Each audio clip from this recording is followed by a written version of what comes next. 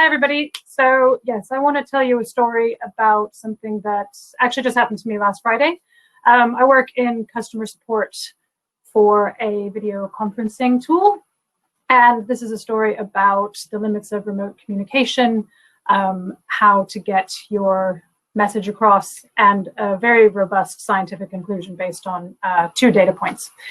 So I was going through our ticket queue, came across a ticket where somebody was asking about improving video quality, which is a pretty typical question that we get.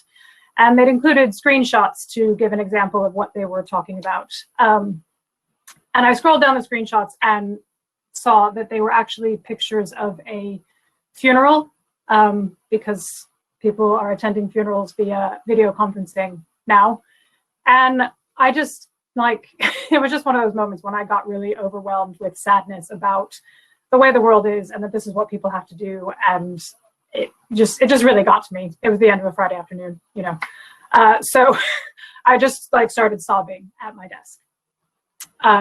And so I wanted to get a little bit of support and comfort about this. So I put the ticket into our support team Slack channel with just saying, oh, this is making me really sad.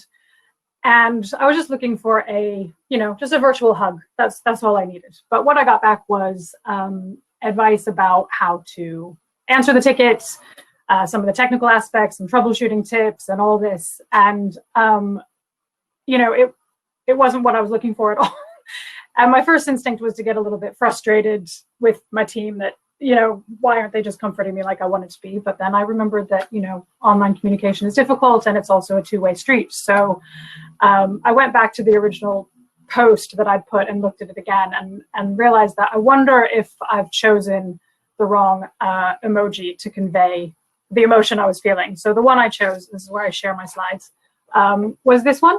And in case anybody can't see that, it's the loudly crying emoji with the streaming tears coming out of both eyes and a big open mouth.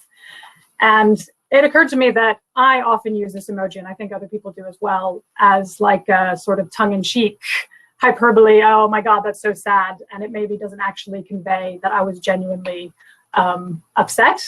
So I sort of just wanted to keep that in mind. Eventually the thread kind of went on and I said, no guys, I'm really upset about this. And then kind of got what I needed out of that conversation. But as I told you, I had 2 data points. So as a second thing, I posted the same thing in another channel that people were just sort of chit-chatting about how their day was going. And instead of that emoji that I'd used before, I chose to use this one, which is the crying face with just a single tear coming down from one eye and a frown. And immediately from that conversation, I got exactly what I had been looking for. People just chimed in with oh yeah, that's really tough. And it is a really hard time. Hope you're okay, et cetera, et cetera.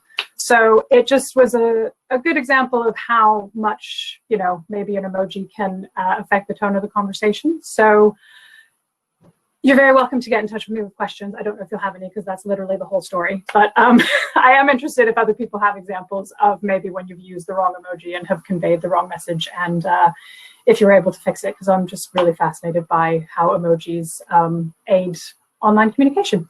So that's it. Thanks very much.